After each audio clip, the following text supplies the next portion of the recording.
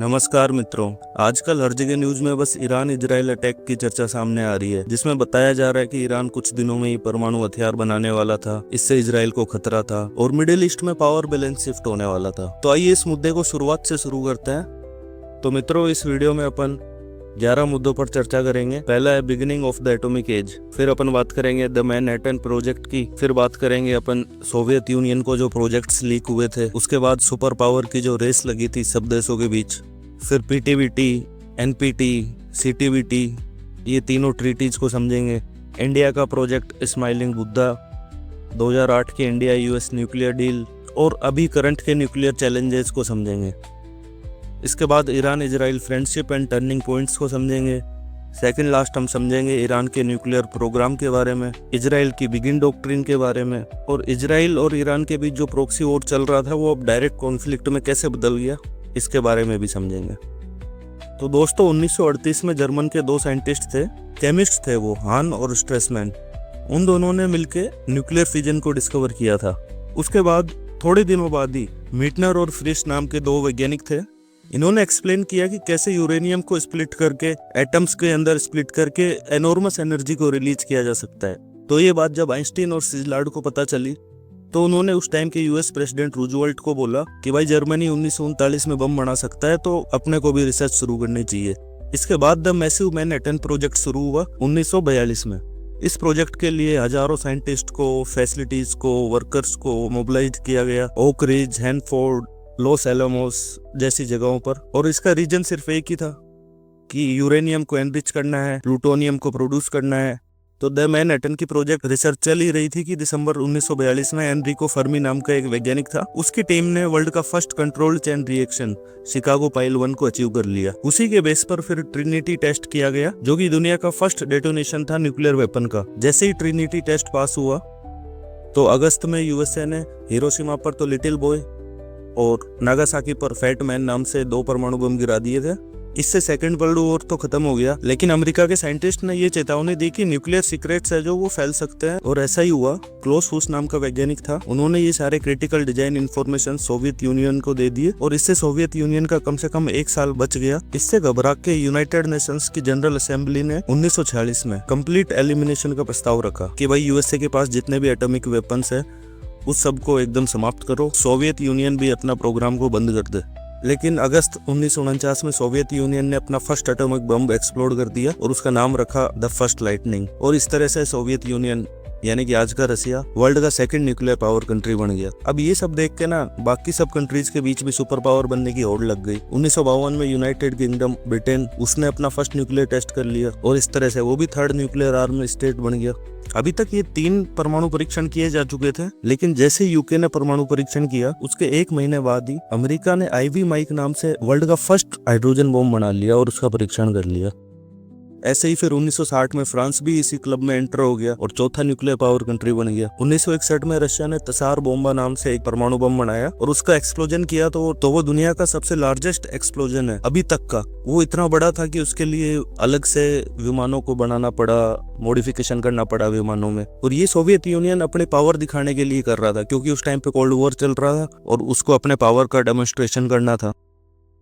वहां पे उस टाइम पे जब कोल्ड वॉर चल रहा था तो सोवियत यूनियन ने अमेरिका के ऊपर कंट्रोल करने के लिए वहां पे क्यूबा में अपनी पसंद की गवर्नमेंट बनवा ली थी और क्यूबा में अपनी मिसाइल्स रख दी थी, परमाणु मिसाइल्स रख दी थी। तो इस घटना को बोलते हैं क्यूबन मिसाइल क्राइसिस। तो जब ये हुआ तब यूएसए और यूएसएसआर दोनों को डर लगने लगा। तब जाकर पहली बार कोई ट्रीटी साइन हुई थी, पार्शियल टेस्ट बैन पीटीबीटी, जिसमें ये बोला गया था कि हवा, पानी या स्पेस, यहाँ पे सभी प्रकार के न्यूक्लियर टेस्ट को बैन कर रहे हैं। 1964 आ गया दोस्तों। 1964 में चाइना ने अपना न्यूक्लियर टेस्ट कर लिया और एशिया में सुपर पावर बन गया। ऐसा माना जाता है कि इजराइल ने भी लगभग इसी टाइम 1960 से 70 के दशक में ही न्यूक्लियर क्षमता हासिल की थी, हालांकि इजराइल ने कभी डिस्क्लोज नहीं किया इसको। दोस्तों, फिर 1967 में होती है NPT, the non proliferation of nuclear weapons treaty. इसमें यह बोला जाता है कि 1 जनवरी 1967 से पहले के जितने भी देशों ने परमाणु हथियार बना लिए वो देश तो कहलाएंगे न्यूक्लियर स्टेट और बाकी कि नॉन न्यूक्लियर स्टेट। तो न्यूक्लियर स्टेट्स को डिसआर्मेंट करना पड़ेगा, अपने परमाणु हथियारों की संख्या में कमी लानी पड़ेगी, और जो नॉन न्यूक्लियर स्टेट्स है वो अब आगे परमाणु हथियार नहीं बना सकते। इस ट्रीटी में ये भी कहा गया था कि जिन देशों के पास अभी परमाणु क्षमता है वो नॉन न्यूक्लियर कंट्रीज को मदद करेंगे पीसफुल यूज करने में, एनर्जी प्रोडक्शन में इत्यादि में। अभी लगभग 190 देशों ने इस ट्रीटी पर साइन कर रखा है। सिर्फ इंडिया, पाकिस्तान, इजराइल और साउथ सुडान, ये 4 देश हैं जिन्होंने इस ट्रीटी पर साइन नहीं कर रखा। और इनमें भी इंडिया, पाकिस्तान, इजराइल तीनों न्यूक्लियर कंट्रीज है, और साउथ सुडान है जो वो ओनली नॉन सिग्नेटरी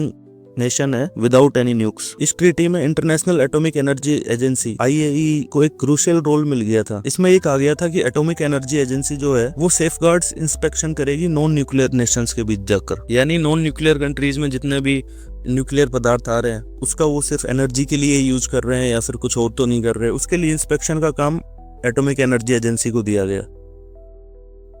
दोस्तों, इसी के बीच 18 मई 1974 को अपने इंडिया ने स्माइलिंग बुद्धा नाम से टेस्ट किया पोखरण में। उसको पीसफुल एक्सप्लोजन बोला गया था, लेकिन इससे बाकी सब देश नाराज हो गए, मोस्टली देश नाराज हो चुके थे, और उन्होंने न्यूक्लियर सप्लायर ग्रुप बना दिया 1975 में, जिससे अब इंडिया को न्यूक्लियर पदार्थ मिलने में बहुत ज्यादा मुश्किल होने वाली थी। और उसने 1975 से ही टाइट एक्सपोर्ट कंट्रोल बना लिया। न्यूक्लियर सप्लायर्स ग्रुप एक तरह से कार्टेल है उन देशों का, जिन जिन देशों से यूरेनियम, प्लूटोनियम ऐसे पदार्थ निकलते हैं, उन देशों का एक कार्टेल है जो उसको NSG या न्यूक्लियर सप्लायर्स ग्रुप बोलते हैं। अब जब इंडिया ने 1974 में स्माइलिंग बुद्धा प्रोग्राम किया, उसके बाद पाकिस्तान को काफी डर लगने लग गया। तो पाकिस्तान में एक अब्दुल कादिर खान नाम का कोई वैज्ञानिक था, वो यूरोप से सेंट्रीफ्यूज के ब्लूप्रिंट्स स्मगल करके लेके आ गया और पाकिस्तान के न्यूक्लियर एनरिचमेंट प्लांट शुरू करने के काम में लग गए।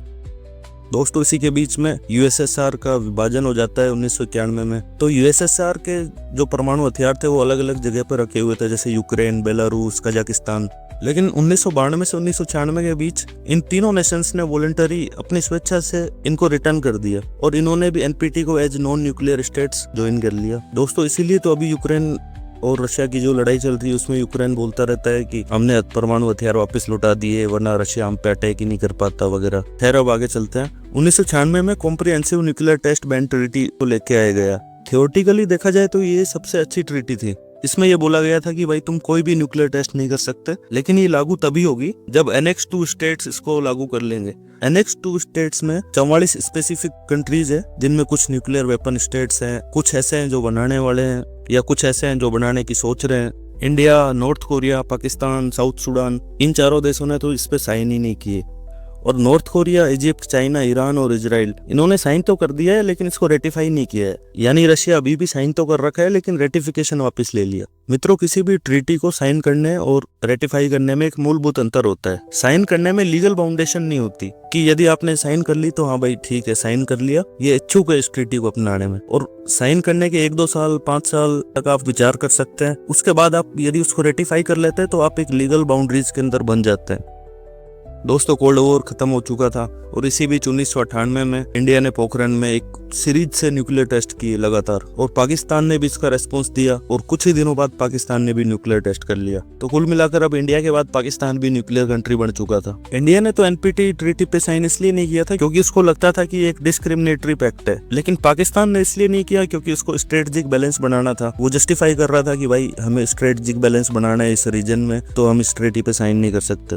इसी बीच मिडिल ईस्ट में इराक भी परमाणु हथियार बनाने की कोशिश कर रहा था, लेकिन 1991 की गल्फ वॉर के बाद में यूनाइटेड नेशंस ने उसके इस प्रोग्राम को डिसमेंटल कर दिया। दोस्तों, अभी IAEA के बारे में हम समझे थे, इंटरनेशनल एटॉमिक एनर्जी एजेंसी, उसने 2005 की रिपोर्ट में भी बताया, अभी हाल की 2025 की रिपोर्ट में भी बताया कि ईरान कुछ तो न्यूक्लियर रिसर्च एंड डेवलपमेंट कर रहा है जो उसने 1970 से शुरू कर दी थी। और मित्रों, सबसे अंतिम रूप से फिर नॉर्थ कोरिया, जो 1985 में NPT को ज्वाइन तो कर चुका था, लेकिन 2003 में वो वापस बाहर निकल गया उस ट्रीटी से, और अपना फर्स्ट न्यूक्लियर टेस्ट 2006 में उसने कंडक्ट किया, फिर 2009 में किया, फिर 2013, 2016, 2017। तो मित्रों, अब तक कुल 9 कंट्रीज है जिनके पास न्यूक्लियर पावर है। United State, Russia, UK, France, China, ये पांचों तो NPT साइन कर चुके हैं, plus Israel, India, Pakistan, North Korea, ये नॉन NPT कंट्रीज है। फिर इसके बाद आती है 2008 की इंडिया US न्यूक्लियर डील। चूंकि इंडिया NPT का मेंबर नहीं था, उसके बावजूद यूएस गवर्नमेंट ने एक landmark civilian nuclear cooperation agreement sign किया, जिसमें इंडिया को न्यूक्लियर टेक्नोलॉजी और फ्यूल ट्रांसफर करना था। और बदले में इंडिया एग्री हुआ कि उसकी जितनी भी न्यूक्लियर फैसिलिटीज है उसको 2 पार्ट में डिवाइड करेगा, मिलिट्री और सिविल, और जो सिविल फैसिलिटीज है उसको IAEA एटॉमिक एनर्जी एजेंसी के सेफगार्ड्स के अंदर रखेगा। इसको 123 एग्रीमेंट भी बोला जाता है। And this was a significant policy shift for the US, ending decades of restrictions on nuclear trade with India. और साथ ही 2008 में अमेरिका और NSG जो न्यूक्लियर सप्लायर्स ग्रुप थे, उन्होंने भारत के साथ जो न्यूक्लियर ट्रेड पर रोक लगा रखी थी उससे छूट दे दी। इससे अब इंडिया को ज्यादा न्यूक्लियर फ्यूल मिल सकता था और इंडिया अपने परमाणु रिएक्टर्स बना सकता था। दोस्तों, आपको याद होगा न्यूक्लियर सप्लायर्स ग्रुप जब इंडिया ने फर्स्ट न्यूक्लियर टेस्ट किया था 1974 में, उसके बाद NSG को बनाया गया था ताकि एक्सपोर्ट कंट्रोल किया जा सके। तो ये थी कहानी न्यूक्लियर स्टेट्स की। अब 2025 में क्या करंट चैलेंजेस है? तो सबसे पहला स्प्रेड ऑफ एनरिचमेंट टेक्नोलॉजी, जैसा कि ईरान, इराक, नॉर्थ कोरिया, ये सब न्यूक्लियर एनरिचमेंट करने में लगे हुए हैं ताकि परमाणु हथियार बना सके। NPT ट्रीटी खुद स्ट्रेस में 2005 में उसकी मीटिंग फेल हो गई, 2015 में मीटिंग फेल हो गई, 2022 में भी फेल हो गई। और इसमें न्यूक्लियर वेपन स्टेट और नॉन न्यूक्लियर वेपन स्टेट, इन दोनों में क्लैश चलते रहते हैं डिसआर्मेंट प्रोसेस को लेकर। बस अभी तक की एक अच्छी बात यह है कि जो परमाणु हथियारों की संख्या 1980 में 70,000 से ज्यादा थी, अब वो गिरकर 12,000 हो चुकी है। और 12,000 में भी मोस्टली US और रशिया के पास ही है। तो मित्रों, अब हम बात करते हैं। तो ऐसा नहीं था कि जैसे आज के टाइम पे ईरान इजराइल लड़ाई कर रहे हैं। तो Iran one of the first countries था जिसने इजराइल को मान्यता दी थी। उस टाइम ईरान के leader Shah Mohammad Reza Pahlavi थे। उन्होंने इजराइल को 2 तरह से देखा। पहला तो अरब नेशनलिज्म जो बढ़ रहा था उसके काउंटरवेट के रूप में अपन इजराइल का यूज कर सकते हैं। और दूसरा, इजराइल और US काफी क्लोज थे, तो कोल्ड वॉर के दौरान उनको चाहिए था कोई USA का पार्टनर। और 1-2 साल बाद ही 1950 के आसपास ईरान और इजराइल के स्ट्रेटेजिक कोऑपरेशन शुरू हो गए, जो पेरीफेरी डॉक्ट्रिन के तहत थे। इस पेरीफेरी डॉक्ट्रिन में था कि इजराइल नॉन अरब रीजनल पावर्स जैसे ईरान, टर्की, इथोपिया, इनके साथ अपने अलायंस बनाएगा। ईरान की जो मोसाद एजेंसी है उसने सावक को ट्रेन भी किया था, जो कि इसके बाद जब इजराइल को अरब कंट्रीज ने ब्लॉक कर दिया था ऑयल देने से, तब ईरान ने इजराइल को चुपचाप चोरी छुपे तेल बेचा था और इजराइल की मदद की थी। बदले में इजराइल ने ईरान में इंफ्रास्ट्रक्चर बनाया, इरिगेशन प्रोजेक्ट किए। तो कुल मिलाकर ये दोनों देश पहले अच्छे दोस्त हुआ करते थे। 1979 में खोमेनी ने शाह को ओवरथ्रो कर दिया था और खुद सत्ता पर काबिज हो गए थे। और खोमेनी ने ईरान को इस्लामिक थियोक्रेसी बना दिया। ये जो नई गवर्नमेंट आई थी, इसने इजराइल के साथ अपने सारे टाइज को वापस ले लिया। तेहरान में जो इजरायली एम्बेसी थी उसको पैलेस्टाइन लिबरेशन ऑर्गेनाइजेशन PLO के हाथों में सौंप दिया। और ईरान ने इजराइल को आइडियोलॉजिकल एनिमी मानना शुरू कर दिया। ईरान की फौरन अब वो इस्लामिक रेवोल्यूशन को एक्सपोर्ट करना चाहते थे। साथ ही जो भी इस्लामिक देश दबे कुचले हैं, ओप्रेस्ड हैं, उनकी मदद करना चाहते थे, जैसे पैलेस्टाइन की मदद कर रहे थे। तो ईरान ने PLO को पैसे देना शुरू कर दिया, फाइनेंशियल एड, मिलिट्री सहायता, आइडियोलॉजिकल सपोर्ट। और PLO के साथ साथ हमास, इस्लामिक जिहाद इन गाजा, इन सब को ईरान सपोर्ट कर रहा था। दोस्तों, खोमेनी ने तो इजराइल को लिटिल सैटन और USA को ग्रेट सैटन तक कह दिया था। फिर जब 1982 में इजराइल ने लेबनान को इन्वेड किया, तो ईरान ने वहां पर लेबनान की मदद की और वहां पे हिजबुल्लाह नाम का आतंकी संगठन बनाया, जो अपने आप को शिया इस्लामिक रेजिस्टेंस ग्रुप बोलता है। हिजबुल्लाह का एक ही मिशन है कि इजराइल को डिस्ट्रॉय करो और लेबनान को इस्लामिक रिपब्लिक कंट्री के रूप में स्थापित करना है। तो ईरान डायरेक्ट कॉन्फ्लिक्ट में शामिल नहीं हो रहा था, लेकिन वो हिजबुल्लाह, हमास, इन सबको हथियार, ट्रेनिंग, आइडियोलॉजी और फंडिंग ये सब प्रोवाइड कर रहा था। मिडिल ईस्ट में अमेरिका, इजराइल, सऊदी, ये तीनों एक टीम में। तो इसी को काउंटर करने के लिए ईरान की डॉक्ट्रिन थी एक्सिस ऑफ रेजिस्टेंस, जिसमें उसने इंक्लूड किया ईरान, सीरिया, हिजबुल्लाह, हमास, ताकि US से इजराइल, सऊदी, इन तीनों को काउंटर किया जा सके। तो अभी तक हमने समझा कि ईरान की स्ट्रेटजी में क्या क्या शिफ्ट हुए थे अभी तक। अब हम बात कर रहे हैं इजराइल की स्ट्रेटजी में क्या शिफ्ट हुए हैं। तो 1990 के बाद ही इजराइल में एक नैरेटिव बनना शुरू हो गया था कि Iran is the world's primary sponsor of terrorism and this is pursuing nuclear weapons to wipe Israel off the map. यानी ईरान टेररिज्म का प्राइमरी स्पॉन्सर है और ये न्यूक्लियर वेपन्स बना रहा है ताकि इजराइल को मैप से, नक्शे से मिटा दे। तो मित्रों, इस सेक्शन में हम बात करेंगे ईरान के न्यूक्लियर प्रोग्राम के बारे में। तो इसकी शुरुआत हुई थी USA के एटम्स फॉर पीस प्रोग्राम के साथ 1957 में। अमेरिका की मदद से ही तेहरान में रिसर्च रिएक्टर भी लगा था 1967 में। उस टाइम पे शाह का जो शासन था, उस दौरान वो काफी एम्बिशियस थे कि लगभग 20 से ज्यादा न्यूक्लियर पावर प्लांट्स लगाएंगे ईरान में। लेकिन जब ईरान में रेवोल्यूशन हुआ, उस टाइम पर ये काम रुक गया, क्योंकि उस टाइम पे इस्लामिक रेवोल्यूशन हो रहा था और देश में अस्थिरता का माहौल था। उसके बाद लेट 1980s में वापस से कार्यक्रम शुरू हुआ और 1980s में पाकिस्तान और चाइना, इन दोनों की मदद से ईरान का न्यूक्लियर प्रोग्राम वापस से शुरू हुआ। दोस्तों, पाकिस्तान का जो ये अब्दुल कादिर खान था, जो वैज्ञानिक, वो पहले खुद तो यूरोप से स्मगल करके लाया था सेंट्रीफ्यूजन डिवाइसेस के ब्लूप्रिंट्स। उसके बाद उसने ईरान को और काफी कंट्रीज को ये ब्लैक मार्केट में बेचना शुरू कर दिया। हम बात करेंगे इजराइल की बिगिन डॉक्ट्रिन के बारे में। इजराइल बिगिन डॉक्ट्रिन के तहत मानता है कि उसके आसपास के रीजन में जो भी उसके एनिमी है वो यदि वेपन ऑफ मास डिस्ट्रक्शन बना ले या बनाने का ट्राई करे, जैसे न्यूक्लियर वेपन्स वगैरह, उनको वो कभी भी वेपन ऑफ मास डिस्ट्रक्शन नहीं बनाने देगा, जैसे न्यूक्लियर वेपन्स वगैरह। इसी बिगिन डॉक्ट्रिन के तहत इजराइल ने काफी एक्शंस लिए थे, चाहे वो 1981 के इराक बॉम्ब ब्लास्ट हो, चाहे 2007 के सीरिया बॉम्ब ब्लास्ट, या 2009 से 2020 तक जो उनका ईरान पर फोकस रहा है। 2010 में इजराइल ने स्टक्सनेट वायरस से साइबर अटैक किया ईरान के ऊपर और ईरान के 1000 से ज्यादा यूरेनियम सेंट्रीफ्यूज सिस्टम्स को तबाह कर दिया। ये अमेरिका और इजराइल दोनों का जॉइंट ऑपरेशन था वैसे। तो अभी रिसेंट की बात करते हैं तो international atomic energy agency, America और इजराइल के खुद के खुफिया सूत्रों से उनको पता चला कि ईरान ने 90% वेपन ग्रेड एनरिचमेंट कर लिया है। इससे इजराइल को पता चल गया था कि ईरान अब कुछ वीक्स या कुछ दिनों के अंदर अंदर न्यूक्लियर बम बना लेगा और हो सकता है कि वो इजराइल को मैप से ही वाइप आउट कर दे। और इजराइल की तो मिलिट्री डॉक्ट्रिन यही रही है कि प्रीएम्प्टिव स्ट्राइक कर दो, यानी दुश्मन आप पर अटैक करे उससे पहले ही आप उसके ऊपर अटैक कर दो, जैसे उन्होंने इराक में 1981 में किया था, सीरिया में 2007, ऐसे ही इजराइल ने अब 2025 में ईरान के ऊपर अटैक कर दिया।